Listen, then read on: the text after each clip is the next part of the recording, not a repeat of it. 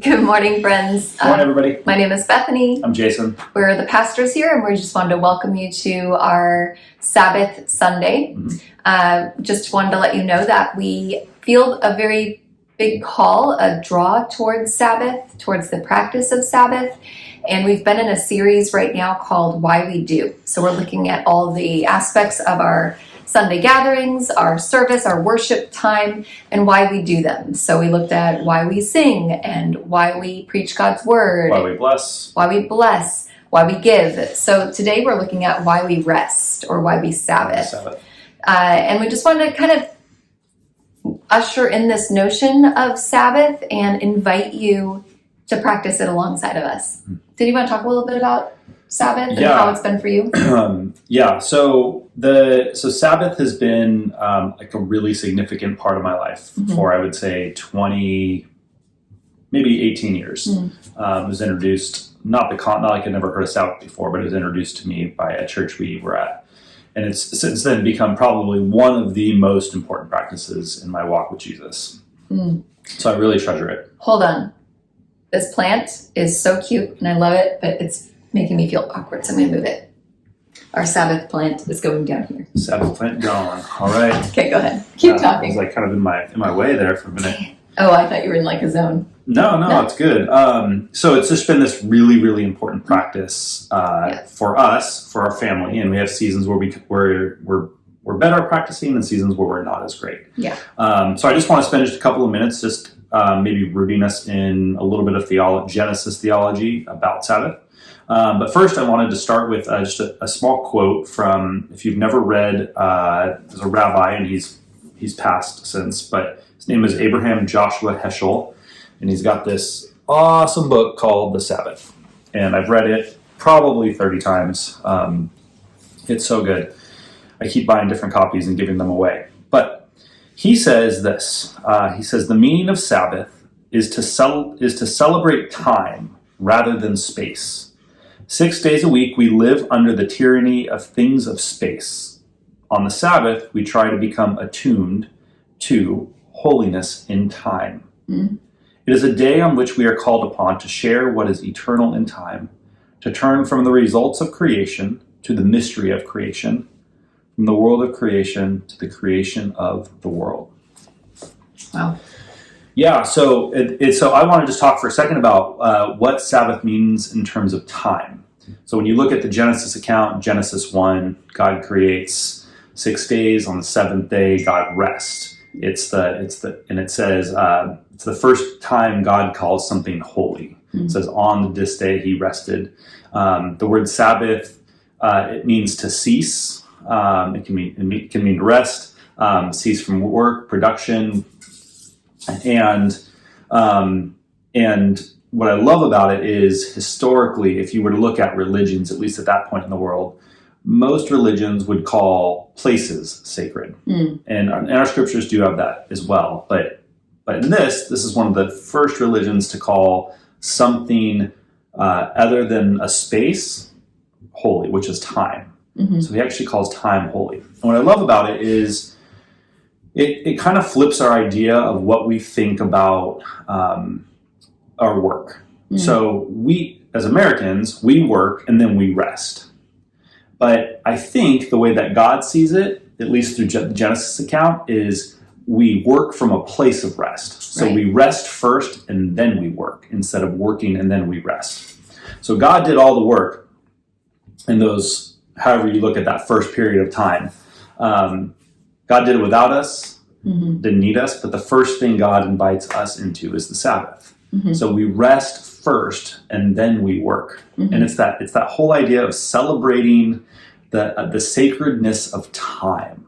It's this window of a moment. I mean, Jews will practice a full 24 hours, from Friday at sunset to Saturday at sunset. And I think that's a practice people can take on, but I also think it can look a lot different for different people. And so Bethany is going to talk just a little bit about what Sabbath looked like for the Israelites. Yeah. I mean, and the same thing with what Jason's saying about time and how time can be sacred or holy is how often we as Christians want to make Sabbath into a place where we rest instead of just like a state of being. So in order to practice Sabbath, oftentimes people see going to church, going to the building, creating those sacred places again, instead of experiencing the rest, that fullness of God in the current locations that they are in. So, the part of that whole idea of working from a place of rest, one of God's first commandments to human beings, to Adam and Eve, was to work, to name the animals, to be that co-creator with God that works the land and stewards, absolutely, cultivates, yeah. And so that's a good thing. Work is a good thing. But the picture that we see is that it comes from that place of rest, of that place of having absolute trust and faith in God, that God is the one that provides. That we work from that foundation of trust in God.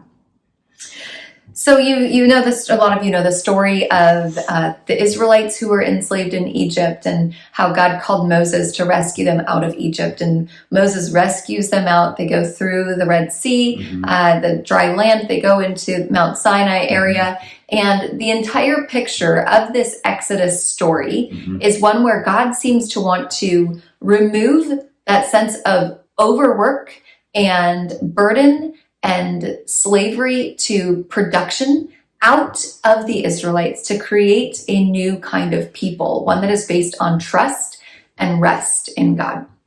So when God gives Moses for the people the 10 commandments, sometimes we can look at those and just think like, oh, they're archaic, they have nothing to do with us today. But really, and we've taught on the 10 commandments before, you can look up previous videos to get some of those. But really the beauty about that was God was wanting to rend all of those senses of back-breaking work, of production, of finding your sense of identity on how many bricks you can make, rending that out of them, and then creating a different kind of people. And the 10 Commandments was one of those ways of doing it. And the way that God wrote those was very much of like, thou shalt love the Lord, thou shalt not have any other gods before me. It's like thou shalt and thou shalt not. There are two parts of those 10 commandments that are different than thou shalt and thou shalt not.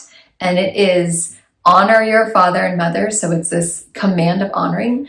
But the other one is to remember the Sabbath day by keeping it holy. I want to read this to you. It says in Exodus 20, verse 8, remember the Sabbath day by keeping it holy. 6 days you shall labor and do all your work, but the seventh day, which is actually the day that starts the week. Am I correct on that? It starts the week. The seventh day is a Sabbath to the Lord your God.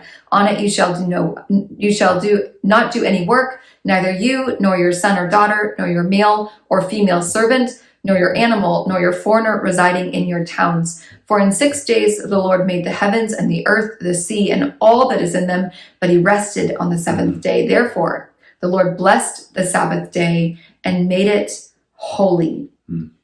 This sense of that the rest isn't just for you and the elites and those who have gotten it all figured out and those who have their ends being already met and everything like that. Rest is for also your servants, also your animals, also the person who doesn't even subscribe to your way of living. If they are in your area, rest is absolutely important. And rest is built in so many different ways throughout Scripture, and we'll spend some time in the future talking about those in terms of what it looks like for the land to rest, the environment to rest, not just ourselves. But like you said, I like that. I like your holistic picture. And one other thing I would say is about the word remember is remember the Sabbath day because, what does it say? To keep it holy. To keep it holy. And part of remembering is remembering who you are. That's right. And whose you are. So that's about our covenant with God. That's about our connection with Christ, obviously in the New Testament. And so on the Sabbath, it is a and I don't want to call it a reset because that feels cliche, but it's a time to go back to some of those foundational pieces about who we are. Yeah. And this is also the picture of remembering. It's an invitation. It is a way of being, of who you are, but more than that, it's almost like an invitation to practice. Like we don't just arrive one day fully in our sense of completeness and wholeness. Like we just, one day something clicks and everything's good. Oftentimes it takes this remembering, it takes a practice, it takes a discipline that can be hard. And I don't know about you, but stopping and being still, it can be hard sometimes. It takes effort to do that. So it's not work, but there is a sense of effort. There is a sense of intentionality. And in a moment here, we're going to listen to somebody who has that sense of intentionality and what it looks like in her own life. Do you want to say anything else before we... No, I think that's great. So I'd like to just introduce Danielle. You all know her. If you don't, she leads InterVarsity and works with students and is really, Sabbath has kind of taken on a really important part of her life. And so we really believe in a multitude of voices because we think that's how the Spirit works. Spirit speaks through lots of different people sharing perspective. And so we want to have that available. And so you're going to watch her and then we'll come back and Bethany's going to give a small invitation. I love Sabbath. And God created us to have Sabbath and to rest. He also created us to work hard and to worship Him through our work. And He created us to worship Him in our rest too. And I think our society, we are people of doers and get things done and produce something and achieve something. And often we can also not take rest if we don't feel like we did enough in the week. But the Lord invites us to rest. And I've been sitting in the tension of a self-care movement that we have going on, and also our workaholism that we also have, or this need to prove and do so much. And I think often God is inviting us to just be in His presence, and to sit and delight and worship and rest in Him.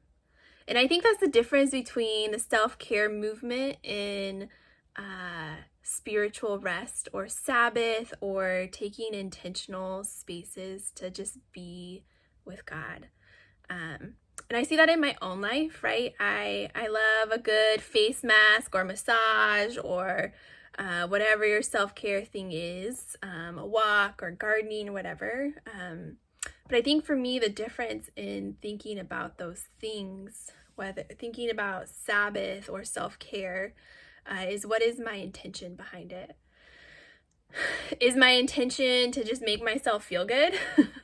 Or is my intention to do something really life-giving and experience God in the midst of it?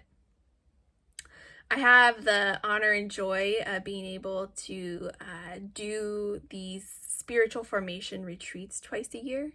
It's where I carve out 2 days, and for 24 hours of that, I sit in silence with the intention of experiencing God. And I shut my phone off, no social media, no TV.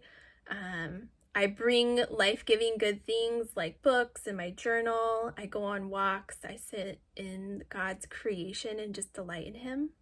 And this last time, especially after a pretty emotionally draining year, which I'm sure a lot of us can resonate with, I felt God just inviting me to delight in what He had created, to delight in the food I ate, to delight in the lilac bush I sat under, and to worship Him and just being with Him, and not feeling like I needed to produce something or even justify why I was resting, but just to sit in His presence. And I think so often we take a day off, we do good things for ourselves, but do we have the intention behind it of, this is something God is inviting me into, and I want to experience Him while I'm doing it? Do I want to experience Him while I'm laying in the sunshine and staring at a lilac bush? Or do I intentionally disrupt my life on Sabbath to not be a consumer, but to be a beer, and to just be and sit in God's presence? And I think that's the difference for me, even in Sabbath. I'll take a day off every week, but I won't often intentionally say this is my Sabbath, where I'm going to intentionally be with God today as I do life-giving things, as I sit in his presence. And so I encourage you and I invite you to think about that.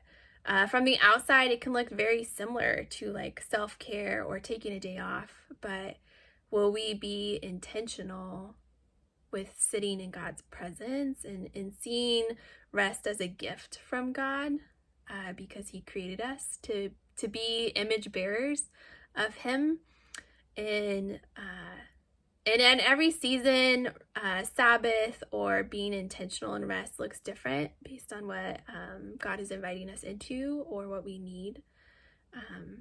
But I encourage you and invite you to reflect on that. What does it look like to rest with God rather than just take care of ourselves? Because God wants to take care of us. Thanks, Danielle. Yeah, thank you for that. That was just exactly what I needed to hear. And I feel like there was such a good invitation in there from you, Danielle, and I want to bring another invitation to us as we step into this practice of Sabbath together. Sabbath is not meant to be legalistic because of Jesus Christ. We know that there's a sense of rest that we're invited into all the time because of Christ. But there is this practice that God has brought into our lives that we get to step into a little deeper one day a week. And maybe it's not the same day every week, but I invite you to pencil it into your calendar that from this time to this time, I am turning off my phone. I am stepping away from the daily chores. I am going outside and being in nature. So I encourage you, even today, after you listen to this, to take a moment to like at least a good hour. I would love it if it was longer. And just step outside.